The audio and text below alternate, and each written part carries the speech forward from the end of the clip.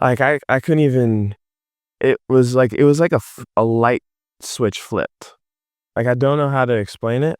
Um, like I was just sitting there, like full on despair, like full on despair. And then the next moment, I felt like someone had jolted like electricity into me. Like dead 1 second, alive the next second.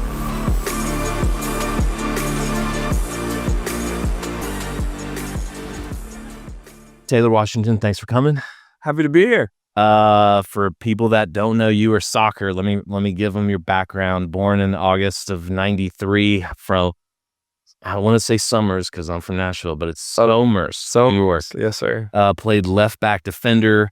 Went to George Mason University, transferred from Boston. You guys were the 2013 Atlantic 10 champions, and you were named the Student Athlete of the Year. Drafted in, it's not the draft, it's the MLS Super Draft. Like, incredible. 23rd overall, Philadelphia Union. You played 10 seasons. Bethlehem Steel, Pittsburgh Riverhounds. Like, dude, soccer has names. Oh, yeah. Nashville SC, MLS. You had 166 appearances as a boy in gold. Mm-hmm. You were the longest tenured player in club history and the last remaining USL original. And then part of the 2025 US Cup Open Cup Championship squad, which was the first major league trophy in the state of Tennessee history for any pro team. Yeah. And also the 5-time consecutive Nashville SC Humanitarian of the Year award winner, known for feeding the homeless, mentoring Special Olympic athletes. Welcome, man. Happy to be here. All glory to God. That resume sounds a lot better than when I think about my life. Man, I wish AI pulled that for me. ChatGPT be busting. Yeah. Most people watching this don't know where Somers is. Paint the picture. Like, what's life growing up? Where is that? Yeah, that's a good question. So Somers, New York is about an hour north of the city. But when I first came down to Nashville and I was playing here, a guy named Matt LaGrassa used to say, "Dude, you're from Vermont, bro. You can't be saying you're from New York." But Somers is basically part of Westchester County. It's a little bubble, very similar to Brentwood, kind of like maybe Franklin. But, I grew up in a really unique household. My mom's Irish and my dad's African American. So, growing up in a very diverse culture and household was amazing and a blessing from God. Because, I learned early on, especially in New York, kind of how Samuel approaches David. You don't judge by the outward appearance. You look at the heart. And that's what my parents showed me because, I forgot my dad was black, I'm gonna be completely honest. I don't know if that's bad or culturally insensitive, but I'll never forget. I went to Iona Grammar School and we're racing. We're doing like a 40-yard dash. And it's me and all the other black kids, right? And I win and my boy Gerard says "Dude, what the heck?" And then my dad comes and picks me up. He's like, "Bro, that's why.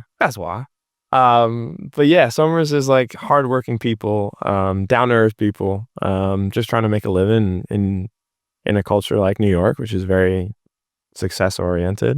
I'm really happy that I got to grow up there. Is this like a soccer mecca? At what point do you realize I'm playing soccer and I'm really good at this? Probably when I transitioned to the academy. I went to a very prestigious prep school and sports were not, at the forefront of anything. We had 40 to 50 kids every year go to Ivy Leagues. Yeah. And so we have 100 kids. No pressure at all. Excellence was just a little thing that we talked about. Yeah. But when I transitioned to the academy, which is now MLS Next Pro, so I'm so old, they had a different name for it. How old were you when you transitioned to the academy? 14. Are you playing travel ball before that? Yeah. Just playing for school? Yeah. So I played for a town team that ended up being ranked top 20 in the country. Our coach was a former national team member. His son was on our team. I think U10, U11 team had, I think 10 to 12 D1, D3 college soccer players. Yeah.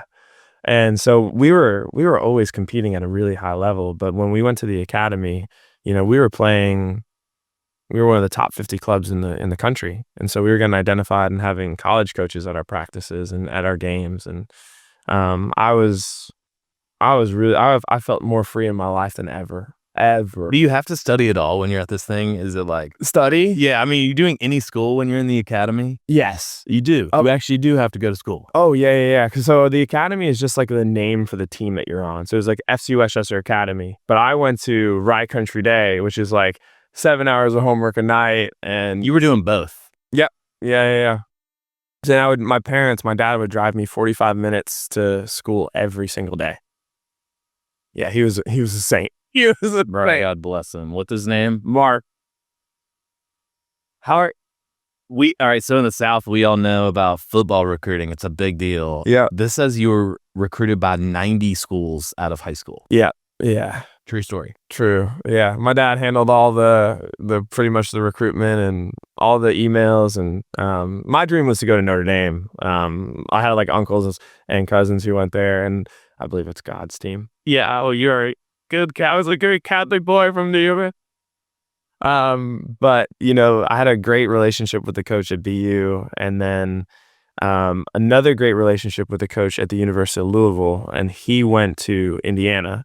So it was between BU and Indiana, and Boston University had a package of a scholarship that fitted my family a lot better. I was a financial aid kid at our prep school, so I needed tuition covered. I needed all of that covered, and BU was able to meet that. So No NIL back then, bro. but I mean, for soccer, I wish they had it, but also at the same time, I'm like, I don't know how much I would have got, but yeah, it's wild nowadays. All right, so you play 1 year at Boston. How many years do you play there before you transfer? One, yeah, I played 1 year there. Found out I was dyslexic, which is wild. Might have helped during the prep school. Just a little bit, like maybe you wouldn't have thought I was stupid or anything like that, or just a soccer kid, right?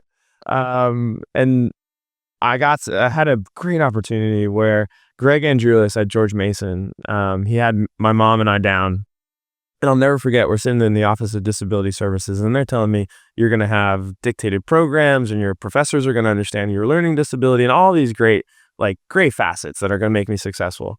And he just says the line that literally pulled in my heartstrings. He's like, Taylor, I care about how you do on the field, but I care more about you off the field. And as someone who has been so performance driven and soccer driven, like that part of me, I always wanted people to see that part of me. And I finally felt like I was in an environment that mattered more. And I got to live that out for 3 years. And then after that, you graduate. I never graduated. You never graduate. I never graduated from college. So how does that work? Like, is it like baseball or football where you're like, all right, I'm declaring early, or what happens? Kind of. I got hurt my senior year, went up for a header, kid landed directly on my knee. And it was early on in the season. He never played pro sports, by the way. He did. Oh, he did. I'm a firm believer in the redemption of God. We played together at Pittsburgh, and I really had issues with this guy because I'm like, this guy, like, and in my college career, and when he signed at Pittsburgh, I'll never forget. I was like, what the heck, God? And we ended up becoming really good friends. Really good. Did you ask him why he did that? Yes. No. Nah, we never even talked about it. Like, it was just one of those things, like, we moved on. It was good, and we saw each other for what we were in those moments. Yeah. But yeah, I got injured my senior year, and then didn't really think or know if I had any chance to go pro. I had trained with DC United over the summer. So that gave me a good indicator, like, oh, I was getting called into the first team, which is like an MLS team. So to train with them, I was the captain of the team as well. So I was doing pretty well. And I was like, maybe. And then some kids dropped out of the combine, and I was able to get in, and I was projected 81st overall. And after 5 days, ended up being projected like 18th. And that's like the combine. Yeah. But it's like a week long. It was, like 6 days. Yeah, 5 to 6 days. So the first day you show up, meetings, everything. Second day is like performance testing. So 5, 10, 5, 20-meter dash, vertical jump, long jump, or broad jump, and then you play. And you've never played with these guys before. And yet, like, there's every every MLS coach, and their whole staff. And then from that, there'll be interviews the next day. Then another day of games, interviews, another day of games. And so, like, along this process, you're interviewing with the head coaches, the sporting directors, the assistant coaches, and they're asking you every question, every facet of life. Yeah. You remember anything they asked you that was just Yeah. Yes. So Patrick Vieira, who played for Arsenal, I was interviewing with New York City FC, and all of them are asking questions. Your upbringing, you're from New York, it's really cool. And he just, as cool as you like, he's just like, why do you love football?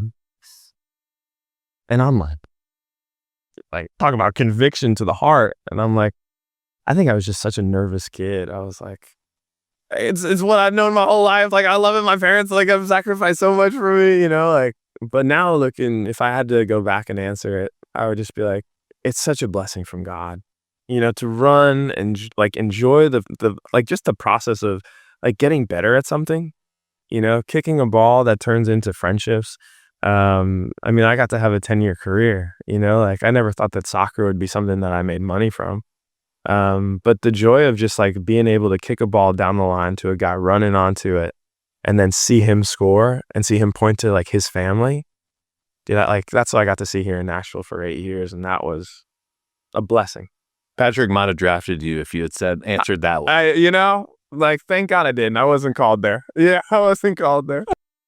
So then you have the draft day. Yeah. And what is it like compared to the NFL? The top guys are going. There's a huge, we're all watching it. Yeah. Is anybody watching this? Are you at home? Can you even watch it? If you're a soccer junkie, you're watching it. But like, I was sitting at home the night before, and my mom came in. I'd just gotten off the phone with my agent, and he was like, don't go. Like, if you don't get drafted, it could be embarrassing.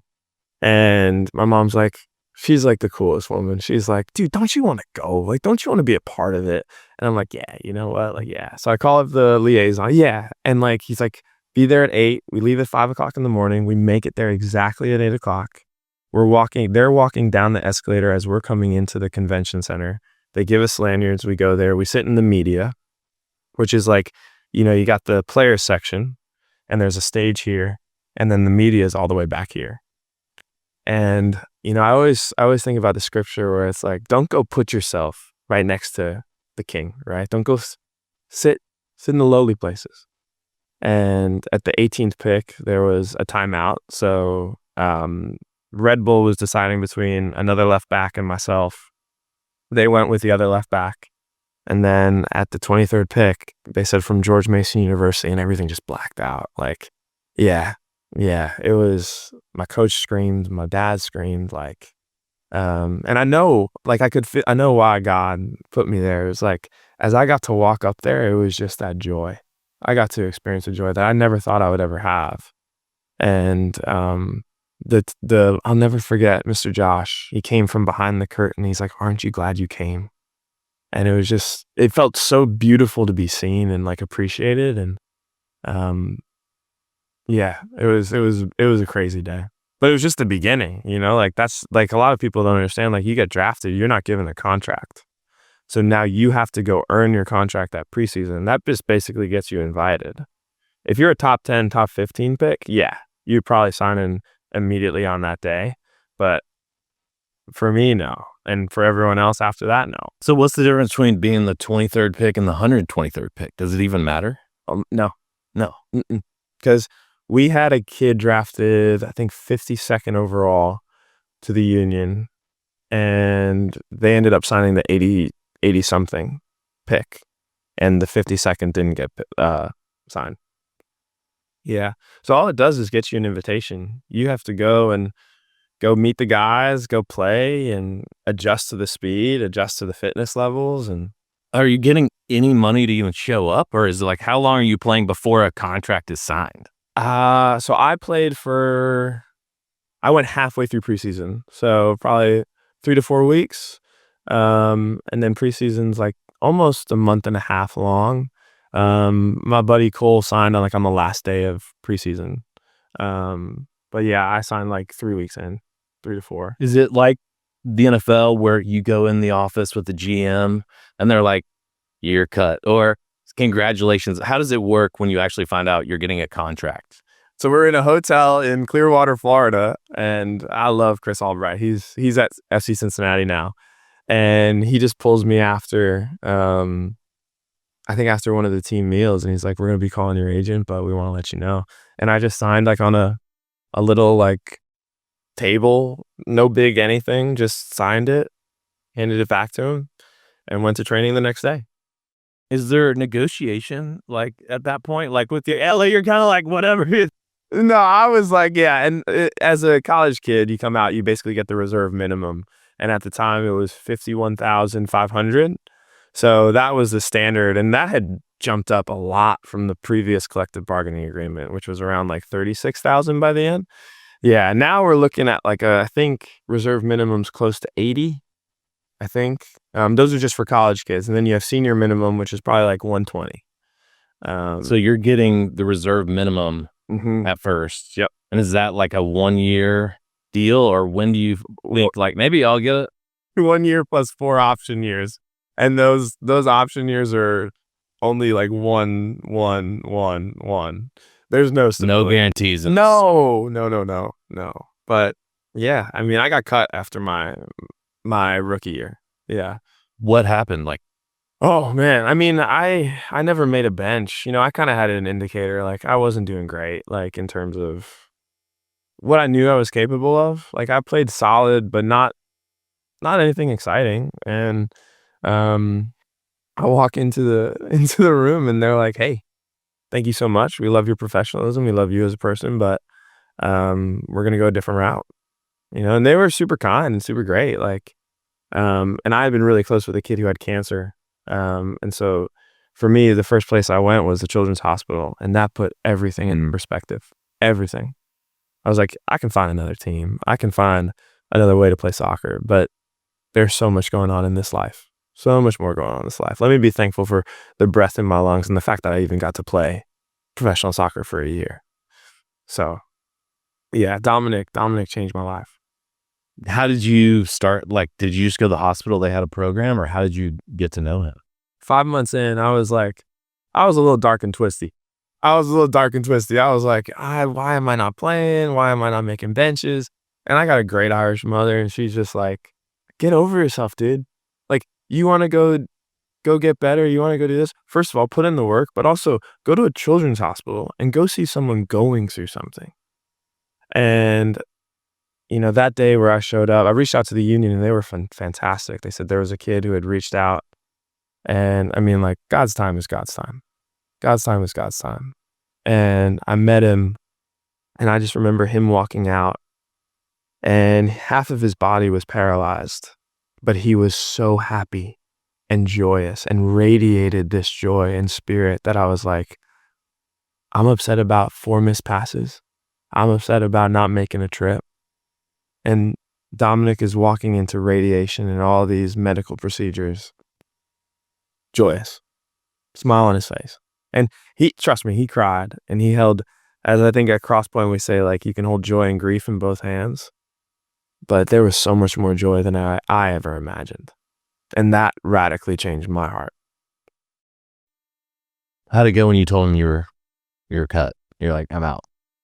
That time he was going through a lot. He was going through a lot. He was struggling to eat Jello, and that was way more important than me. Yeah, yeah. So, and that was the whole perspective. It's like, and I do believe this: the things that happen in our lives, they form us. We can't let it crush us. We can't let it debilitate us. And there's hard things in life. Don't get me wrong, but you can't do it alone. Can't do it alone. Mm. You need people, and people who love you, and love itself. What happened to Dominic? He passed away on December 7th. And, you know, he fought. Like every time the doctors would come in with a new diagnosis, he would say to his mom, like, are we going to fight this? And Kira that day didn't respond. And there's some people who are like, is that real? Like, and he said, well, I'm going to go walk with Jesus. He understood what Paul writes about in Philippians. For me to die is gain, for me to live is gain. And that changed my perspective too. I was like, this is an 8.5-year-old child who loves God and understands. Yeah. Oh yeah. That puts everything in perspective, man. Problems aren't what we think they are when you see people going through stuff like that. No, no. And, you know, I remember there was only one time where he ever cried, and it was just because he missed his mom, you know, and like everyone used to come up to me and be like, "Oh, it's so great what you're doing. So great." And I'm like, "No, like you don't understand. I go there, like I feel selfish because I'm watching the light of God through a kid. Like he's inspiring me more than ever I could inspire him. Like this kid is living in a way in the face of suffering and literally certain death. I didn't even know it. He had stage 4 brain cancer. Yeah. And he's still living every day to the fullest, every day with joy, like sparking rooms with light. And I had to make a promise to like God and Dominic. I was like, I'm not going to keep living thinking that I'm the center of the universe. Like all of this, you know, like it's about seeing other people. It's about meeting people where they're at. It's asking questions. It's loving as Jesus did. So did that, you say goodbye to Philly, you say goodbye to Dominic, and then what, man? I mean, you have this life-changing experience, seeing your dream maybe over, seeing this kid that you pulled so much from, like, gone. So how do you, like, where do you go from there? Yeah, it was, yeah. My agent was like, you're gonna have to go into the USL. And I was like, I don't want to do that. Nobody knows what the USL is. Listen, right, all right, sorry. I gotta explain. Yeah. I'm assuming all you guys are like soccer junkies like me. The USL is the United States Soccer League. Now it's the USL Championship. But it's the second division in America underneath MLS. Um, and you know, the pay is significantly less. And when I went into it, and the level of play is less. And when you're in the MLS, you want to stay there. You know, you don't want to leave. You want to be at the highest level and compete at the highest level. And funny how God works. I had this coach who we played against. He was at the Naval Academy, and he'd taken over in Pittsburgh, and calls me up and he's like, "Hey, we're trying to get all these players together, young team that we believe can like have good culture, will be hungry and thirsty, and we think it can create a great environment in Pittsburgh." And so it was basically a lot of kids I played against in college, and some played it with. And I learned so much more about community that year than anything on the field. I'll be honest. We had so many great groups, like great guys, great groups of like one Christians, but also just good people. And we all like would go for pizza together and joke about like all this culture stuff that we were doing. And it built the culture itself. And we would, as a group, we would always go to a CHRU clinic, which is basically this was like a unique one for me. Like I didn't even pray through it, but I was just like, you know, I've seen what going to a hospital does, and I wanted all my teammates, you know, like serve and like see what that did. And it's basically kids who have like traumatic mental and physical disabilities. So you're sitting with someone who may never respond, you know, car crash victims. And then you also see kids who have like are on the path back, rehabilitation and different things. And just me and my teammates every Tuesday we'd go do that every Tuesday. And then you have like 8 guys from a professional sports team doing it. No cameras, no nothing, no nothing. And it was the most fun thing to do with people, you know. I'm telling you, like the community that we learned and the culture that was forming was, whoa, whoa. You're in Pittsburgh, you're having this great experience, and then what happens? Like, you just keep playing in the minor leagues. Like, how do you finally like level up? Yeah. So Gary Smith called me in May, or he sent me a text, and I was like, I'm a little bit of a rule follower. I was a good Catholic boy at the time. Um, and, and he's like, soccer's happening in Nashville. Would you want to be a part of it? And I told my agent, and he's like, oh, well, they might get the MLS bid. This could be a great opportunity for you. So at the end of the year, I told the Riverhounds, we called ourselves the River Puppies. Yeah, we were goons. We were absolute goons. Um, It was such a ragtag group. Um, and I told them, hey, like, I don't want to come back. I want to pursue another option. And they let me go and came to Nashville. And it was a higher level of a competitive environment. It was very similar to MLS. Like, you have 2 to 3 guys at every position that could start on a Saturday. And like in Pittsburgh, I was just like, I'd come from MLS. So I was almost like, yeah, I was given the spot, you know? And first few games of the season for Nashville, not starting, not anything, but I loved it because it just spurred this fire in me. And every single day just felt like I had a new opportunity, not to just prove myself, but like get better. Because if I like, that's what really changed for me. It was like I stopped trying to prove myself to the coach and to like my teammates, and I just wanted to enjoy the game again. How did you how'd you reset to get there? To say like, I'm not going to compete. I'm just going to do what I do best, get better every day. I think because I realized that this part of me wasn't working, you know, like trying to gain the coach's approval or trying to be on the team sheet, like, and allowing that to determine my attitude, like even from Philly, like that never was fulfilling, sustaining, and it didn't give me confidence. It drained me. So what's one thing that I could do is like, oh, reflect the glory of God, enjoy the process of playing a game, like make friends with my teammates and all this. Like, yeah, I'm gonna do that. I'm gonna do that. And I ended up playing a lot more and like, but it was enjoyable. Did you have a moment where you're like, oh, this is working? Or you're just living this like Just living. new perspective and just enjoying. Yeah, I mean, I'm a big prayer guy, like intercessory prayer. And so I believe in praying before everything. And just like, I mean, I was praying through games, you know, praying the Our Father, like, yeah, good Catholic boy. Yeah. Now the rosary, it's a day. Oh, you know it. Yeah, that's right. What's the mystery of the day? I mean, I went to daily mass. Like, I was a staunch Catholic. And just praying throughout it and just watching, like, honestly, doors open because God was so faithful to me. Not like my faithfulness produced his obedience to what I wanted, but it was like alignment. Were you, when you're like playing with these guys, are y'all talking like maybe we'll get the expansion, you know, we'll become the next MLS team? Do you know that? Do you talk about it? You think about it? We like, a lot of us were like hopeful, you know. I don't think any of us outwardly would say like, yeah, I'm the guy, right? Like, but there were some indicators in the second year. FC Cincinnati had gone MLS and they were not doing well. And so they had been USL and went MLS, brought 10 guys from the USL, and it was not working out. And so our GM, who's still the GM, Mike Jacobs, was like, hey, we've seen this model not work. We're probably going to go with a different one. And we knew that that meant, well, if they took 10, maybe they'll take 3. And so at the end of the year, I remember one of the media guys was like, so what are you going to do next year?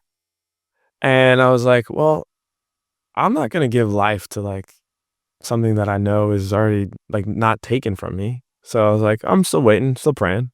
And when Gary and Mike they said, hey, we're gonna bring you to MLS. I literally got up from around the table. It was very similar to this, and hugged them both. Like, I was just so excited. And the best part about them is we're gonna bring people in to also make you feel confident and help you adjust. And we had leaders like Dax McCarty and Dan Lovitz and Joe Willis and the guys that they brought with us. We all wanted to get better.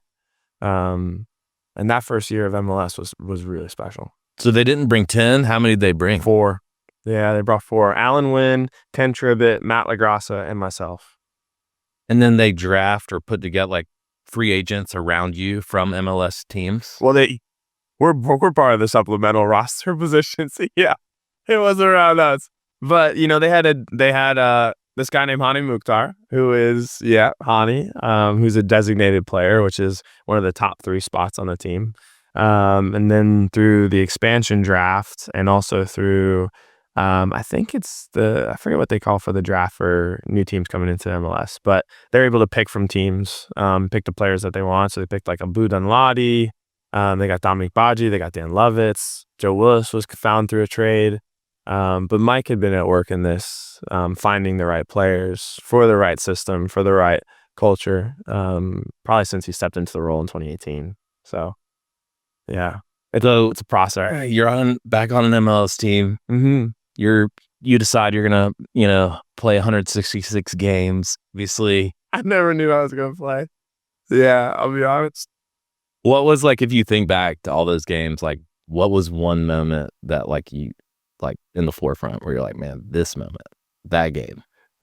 Houston away 2020. I hadn't really like I was trying to break through in the team, and then COVID happened, which was crazy. I got really good at Call of Duty. Let me tell you, oh, it was dope. It was dope. Shout out my boy John Gallagher. But like I was supposed to play. I forget what game it was in Dallas when we first came back to action, and I tested false positive, right?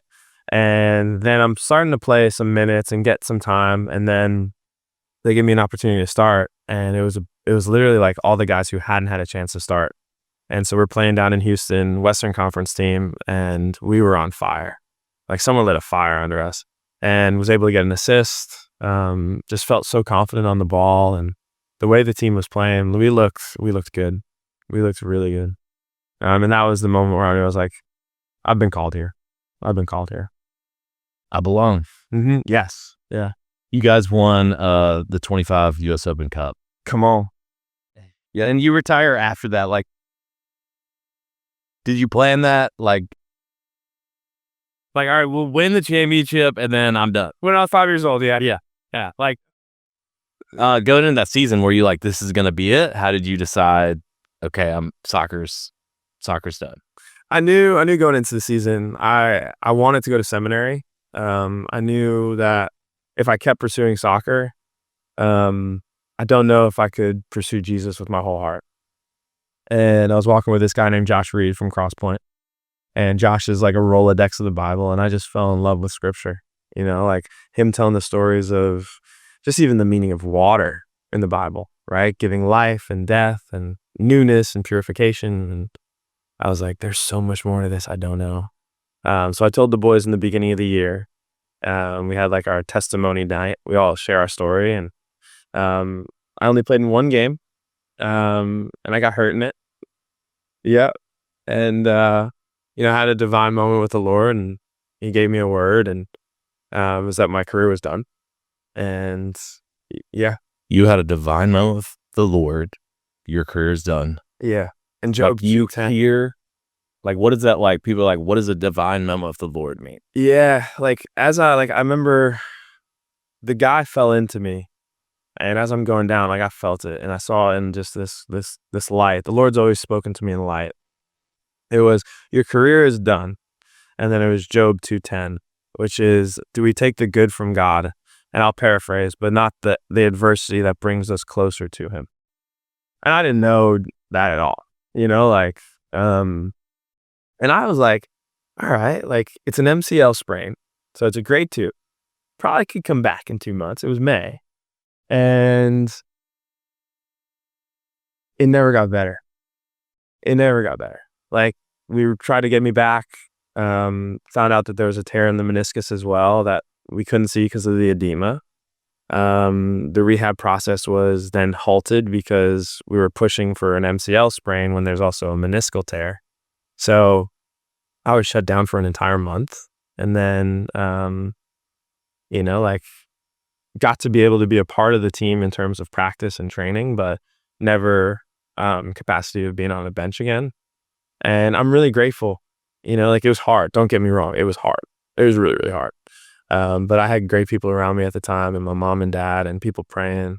But the Lord literally broke and allowed me to take my identity, which had been so rooted in NSC, and put it in Himself, and allow me to transition from soccer player to maybe not Joe, but like what He was calling. Your mom would be like, Joseph, what's Mama, no mother of Jesus? Like, that'd be a great Joe. Look at a lot of Catholics, good Joe. Like, yes.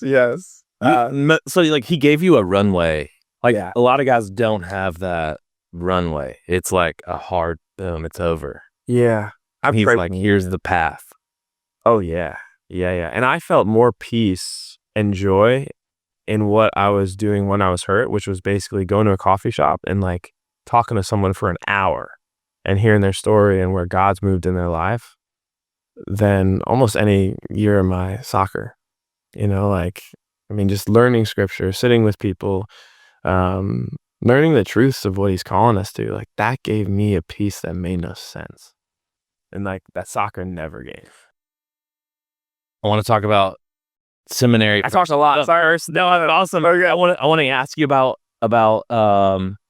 some more details before we make the full transition. Yeah.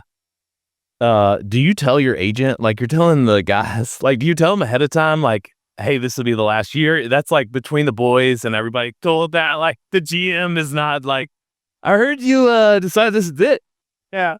No, I told my agent probably around when I told Mike. And that was like right after the injury.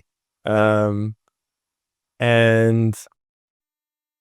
yeah, like I just knew, you know, like I knew, like I didn't want to go play for another team. Like I loved Nashville. There was a team that came to the table, but I told my agent, I was like, I want to retire here. You know, what are you? So you were under contract at that point for just that year, you know? It was, yeah, I was done. Yeah, my 2-year contract had been up. When you were actually playing in those last years, like what is somebody making? Like we have no idea in the MLS. I mean, some people do, but yeah, it goes to like $1 billion. Yeah, right.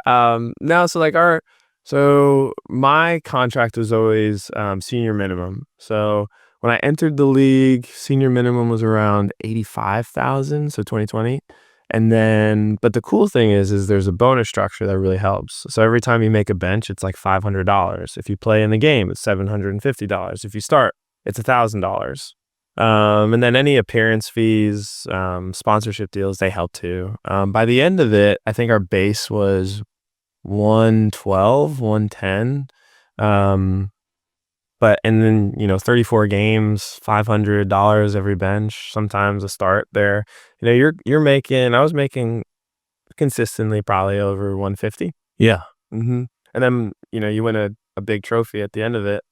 That helps a lot. Yeah. That does help a lot. Yeah. What was like you're not making a ton of money, but you got to figure out like what do you do like when you get signed, you know, like what do you do with your money? Yeah. You know, you try and save it and you do it well. Yeah. Like MLS culture, like it's probably different than most pro sports because you're not making as much. It's not nearly as flashy, I imagine. Not blowing it. I mean, not much to blow. I mean, I've blown it on Postmates. Yeah. Yeah. Let me tell you, New China out by the airport, $20 a day. No. But you know, like I have great parents, and also like there's money that I know how to spend and that I have the availability to spend. And I mean, I went to a high school that was pretty prominent and affluent, and there was a lot of literacy classes and financial talk. So you know, we learned how to manage money pretty well. And then and I honestly like still learning it, but as someone who wants to go into ministry, it's like what you do with the money really matters. Doesn't matter how much you're making. But yeah, to be in a place where you don't ever have to worry, you know, like I pray for the guys who have been given so much. And then when that life gets taken away, it's like, well, what do I do? Because I was spending X amount, you know, like how do I adjust to this? Were there any stories from y'all's team or other teams you heard of guys like the classic, like, dude, he just did this with that?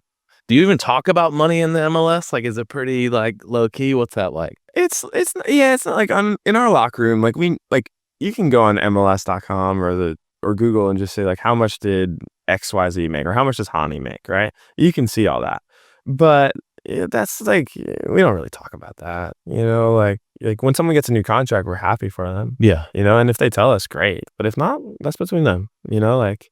But there was no real stories of like, oh my days, like this guy, you know, blew it, or, you know, I saw him. So you guys are the smartest pro players is what you're definitely not. Or you just have to be because you don't make as much as everybody else. It could be that. Yeah. It could be that. Yeah, for sure. All right. So contract's up. You're making the move and you're like, I'm going to seminary. Yeah. Like how many other pro athletes have you heard of that? Like that's their next step. I don't know. Yeah, I don't know. But I mean, there's so many dudes who I think now are just more outspoken about their faith, which makes me so happy. You know, like I had a great guy around me. His name's Chris Redditch. And so Chris was one of the minority owners in the USL and has always been so kind to me. He always takes the time to speak to me. And we go to the same church. And we're in the church lobby one day and he's like, "What do you think about building mini pitches?" And I'm like the one he built a mini pitch in Edge Hill. And it's great for the community. It's an open space where kids can come to play, adults can come to play.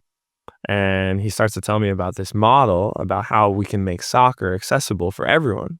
That just putting a ball down can do far more than just like, oh, how many goals did you have? It's like, oh, I met this person today and I had this much fun and I gained this confidence, right? Like, and you can see so much growth that can come. And I love Chris so much. So he could be like, "Hey, we're building tables." I'll be like, "Yeah, I'll go build tables with you." And so that transition to work for him and partnering with Nashville SC as an ambassador role honestly like God paved the way.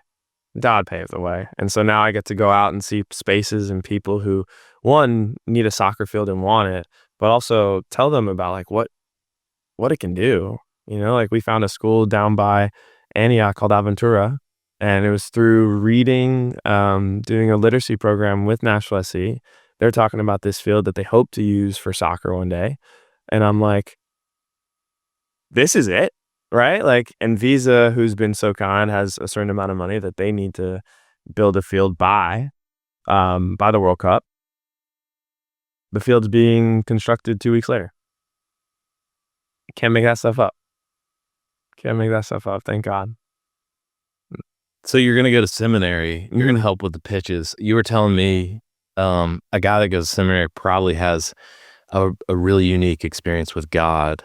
You said at 18, you had an experience that I've never heard anyone else having. Yeah. Oh, I was showing about the Apostle Paul. Others than or Luther. Yeah. I was. I'm so thankful to God. Like not just because of what he's done in the story I'm about to tell of his divine redemption, but because he's so patient afterwards. Like I thought when you walk into a church, you got to be the most pristine. Your soldiers have to be back at a certain point, right? Like make sure you have the right clothes. But he met me at my lowest point. I was a freshman at Boston University. The season hadn't gone the way I wanted to. I was really, really sick. I was wondering why I was sick. And I walk off the field of our semifinal, and our athletic trainer tells me that I have mononucleosis. And I'm like, bruh, that explains why I couldn't sleep or why I was sleeping during the day.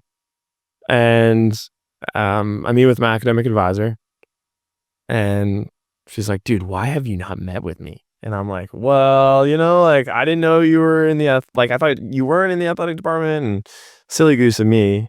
She's like, "We're gonna kick you out of school. Like you have a 2.7 GPA, but because you've missed so many classes, you're at like a 1.7." And all I just felt was just all this anxiety in my hands and all this anxiety in my chest. And my mom's my best friend. I call my mom, no answer. And I go back to my dorm room and I sit down at my desk. And I used to be really ashamed of telling this story because I tried to make it about me, and nothing of this is about me.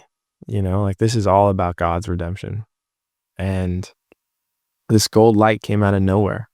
And I heard a voice from the Lord that said, "Go back to church."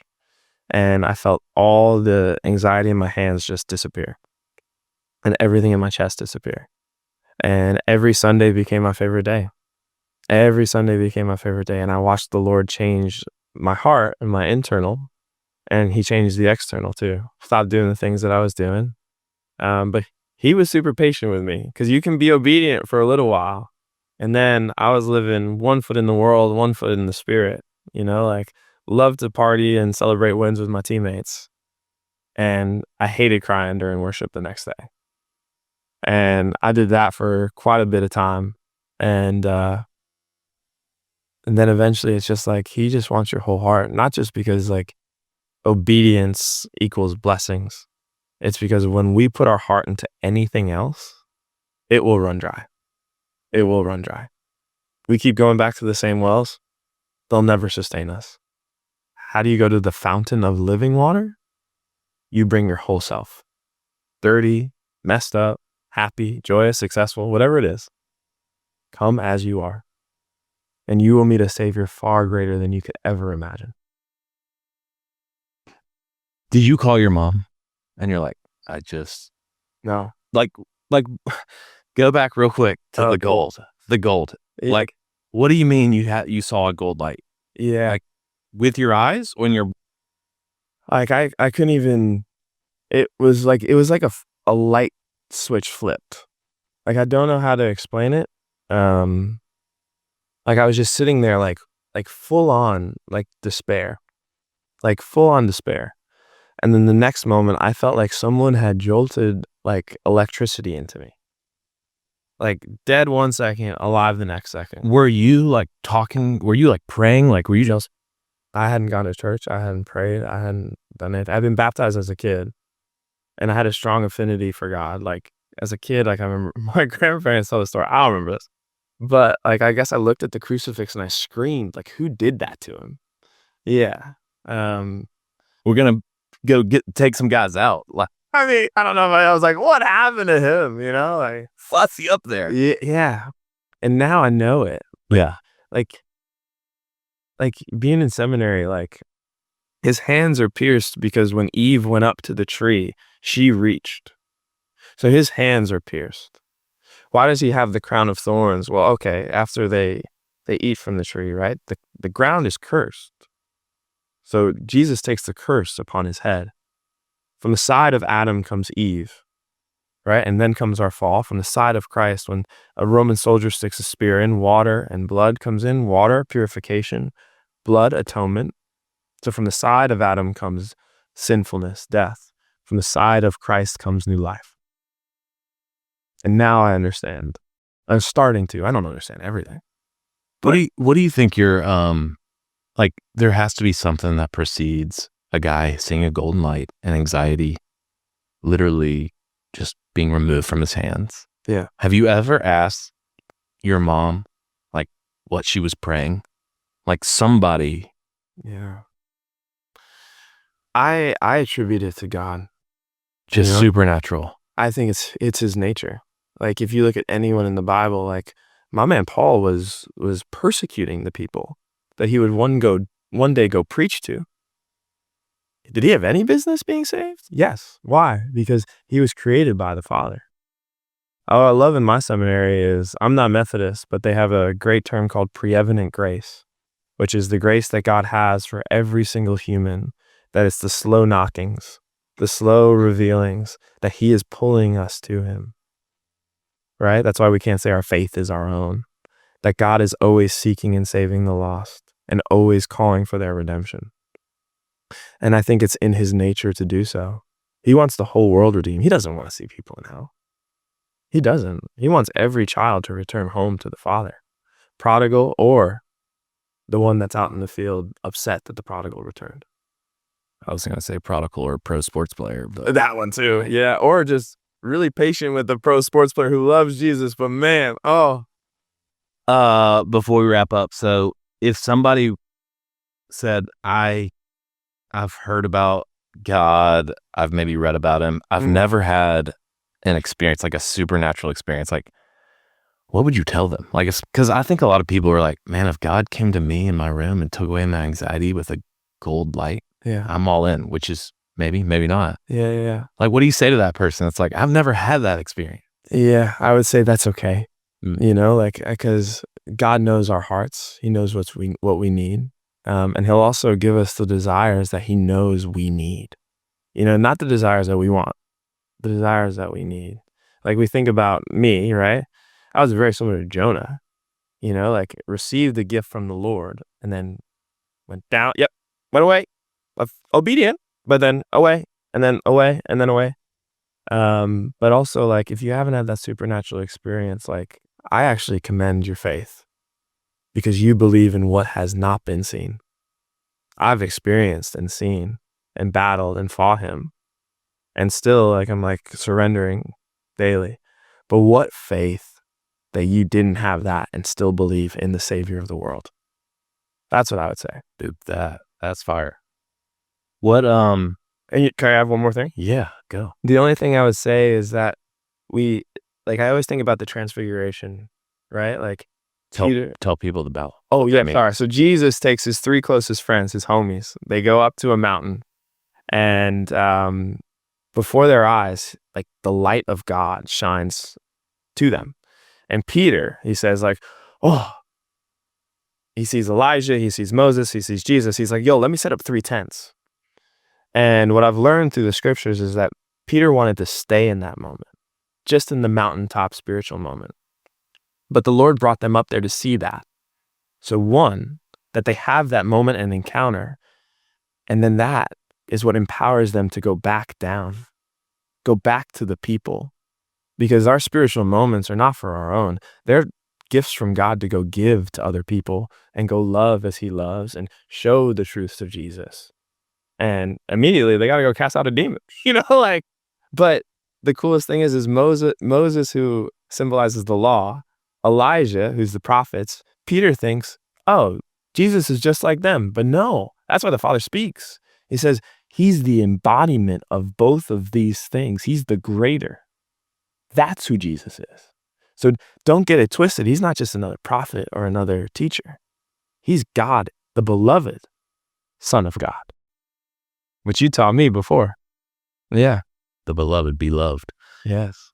All right. So wrapping up, are you going to be a pastor? Like, what is seminary? It's almost like soccer. There's a path, and then what are you going to play? Like, what is seminary like for somebody that's thinking about it or never heard of it? And then how long does that go? And then what do you do? That's to wrap it up. Yeah.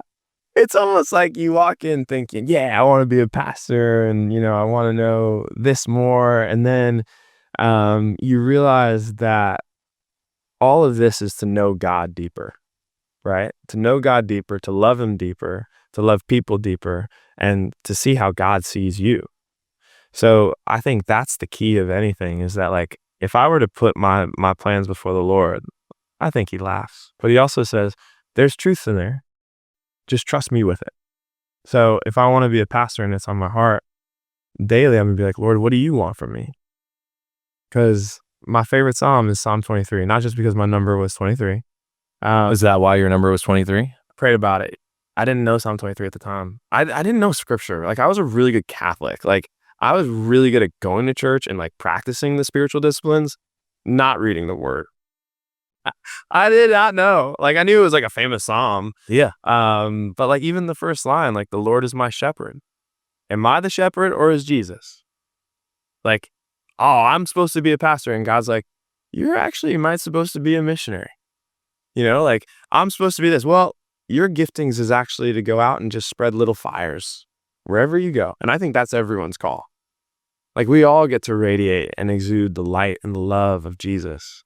And like, just let him, like my seminary professor said it best. He's like, if you think you need to go introduce God, who is everywhere all at once, at work, at everyone's life, he says, all you need to ask God is, what's the language and the conversation that you're already having in the places that you're calling me into?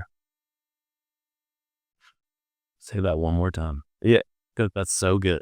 Yeah, like, this is why I love seminary. Like, there's so many, like, this is what we get to talk about for like 4 hours a day. Like, if you think you need to introduce God into a culture or a person or a place, right? Like, so many people are like, yo, I got to go to Africa. It's like, bro, they've had the gospel for 2,000 years. We've had it for 200, like, he said, ask the Lord what language he's speaking in, the conversation he's already having, and ask to be a part of it. We don't got to reinvent the wheel. We just have to walk with the one who created it. You talked about alignment. I think there's some of my takeaways are like, when you live in that alignment, like, you can live with this flow. Mm-hmm. Yeah. And peace. And ultimately, like, one word I think anybody that knows you got on your bracelet is like joy. Like, the joy, it says the joy of the Lord is our strength. That's truly like your fuel. And I can tell. Let's hit like a quick hitter. Let's hit the quick hitters just for fun. Yeah. Biggest meal you ever ate after a game? Biggest meal? Yeah. Oh, definitely like a pizza. I mean, I used to crush pizza. A whole pizza? Oh, yeah. Oh, boy can eat. Oh, Lord, I can eat. All right. While we're on the meal, what did y'all do after you won the the U.S. Open Cup? Oh, that was the coolest moment. Like to describe that moment, like I'm sitting in the press box with my boy Wyatt, we're not playing, we're watching, we're banging on the thing, we're freaking out the press. And then with 5 minutes to go, I'm pacing back and forth, and I'll never forget Joe Willis just puts his arm around me. He's like, how good is this? You know? And we're running on the field. We're freaking out. We're taking photos. And then we're in the locker room and everyone's just pouring beer on one another, pushing trash cans with people in it, and just guys smoking cigars, and this the plane ride. Everyone was so happy. And I remember someone was like, is this one of the greatest moments in your career? I'm like, are you kidding me, bro? You win trophies as a kid. How great is that? You win it with guys who you've battled with, who you've this is the only thing that this city I've ever wanted for this city. And I get to do it and be a part of it, and watch my guys just battle it out to the very end. And it was tough for me because it was also against my best friend who plays for Austin. And it's it was a weird dynamic. I'm celebrating and I see him in the middle of the field and I'm like, man, but if there was no greater moment in my career for field success than that. That was crazy. Best city you played in besides Nashville? New York. Easy.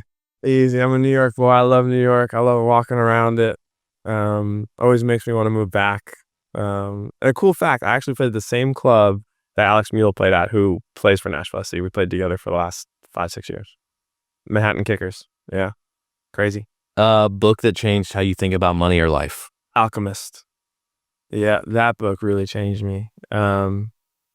Just the whole the storytelling, the adventuring that we get to do with God, that this life is about taking the next step, and that things in life happen that we're not going to want, and we're going to think, oh, I don't know if you read it.